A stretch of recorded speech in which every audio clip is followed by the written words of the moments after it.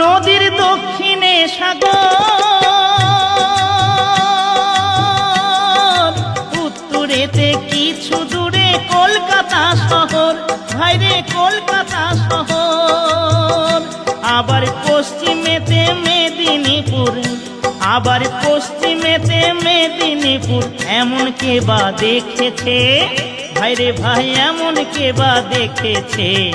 Diamond Harbour থানার নিচে যে নদী আছে, ডায়মন্ড হারবার থানার নিচে যে নদী আছে।